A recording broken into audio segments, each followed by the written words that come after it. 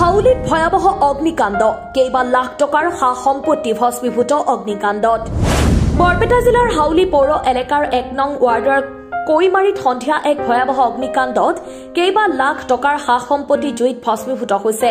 জানিব পৰা মতে হনুফা খাতুন নামৰ বিধৱা মহিলা এগৰাকীৰ ঘৰত দেওবাৰে সন্ধিয়া 7 মান বজাত ভয়ানক অগ্নিকাণ্ডত পৰিয়ালটোৰ 3খনকৈ সম্পূৰ্ণৰূপে ভস্মীভূত হৈছে। ঘৰৰ ভিতৰত থকা সকলো আচবাবৰ লগতে নগদ ধন যাৱতীয় নথিপত্ৰ জুইত জাহ গৈছে বুলি জানিব পৰা গৈছে। অগ্নিকাণ্ডৰ সূত্ৰপাতৰ সময়ত ঘৰত কোনো মানুহ নাছিল। অগ্নিকাণ্ডটোত গেছ আৰু বিদ্যুতৰ শ্বৰ্ট চাৰ্কিটৰ ফলত হোৱা বুলি স্থানীয় ৰাইজে সন্দেহ প্ৰকাশ কৰিছে। এই অগ্নিকাণ্ডত পৰিয়ালটোৰ প্ৰায় 10 লক্ষাধিক টকাৰ সা সম্পত্তি ভস্মীভূত হৈছে বুলি ৰাইজে ধাৰণা কৰিছে।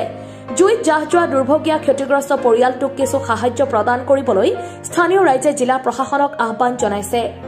বৰপেটা ৰোডৰ পৰা আলম সৰোৱাৰৰ সহযোগত হাউলিৰ পৰা দিদাৰ হুছেইনৰ ৰিপৰ্ট পি সংবাদ।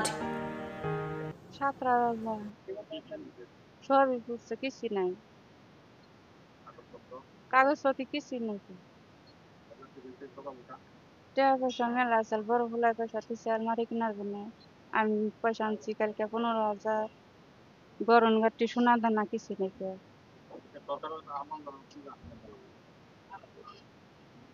ক্ষতিপূরণ দেন লাগবো আমার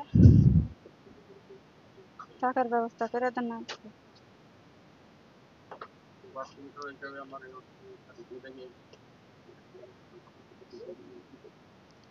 হয় হঠাৎ কালি আনুমানিক ৰাতি 7টা মান বজাত মানে চিলিণ্ডাৰ ব্ৰাষ্ট হৈ জুই লাগি চিলিণ্ডাৰ ব্ৰাষ্ট হোৱাৰ পাছততো কোনেও পটকে ওচৰত আহিব পৰা নাই। সেই আলমতে গোটেই ঘৰ জ্বলি শেষ হৈ গৈছে। লগতে ঘৰৰ ইফালৰ আৰু সিফালৰ ঘৰৰো অলপ ক্ষতিগ্ৰস্ত হৈছে। মই ৱাৰ্ড কমিশ্যনাৰ হিচাপে চৰকাৰক আহ্বান জনাম, এইজনী বিধৱা তিৰোতা, ইয়াৰ হাজবেণ্ডো নাই, কিছুদিন আগত ঢুকাইছে। গতিকে ৱাৰ্ড আয়ুক্ত হিচাপে চৰকাৰক আহ্বান জনাম, তেওঁক কিছু ক্ষতিপূৰণ দি থকা মেলাৰ ব্যৱস্থাখিনি কৰি দিয়ে যেন। আৰু লগতে যিখিনি নথিপত্ৰ ভস্মীভূত হৈছে, চৰকাৰক আহ্বান জনাম এই নথিপত্ৰখিনি যাতে তেওঁক পুনৰ পোৱাৰ বাবে ব্যৱস্থা কৰি দিয়ে। এই মোৰ আহ্বান।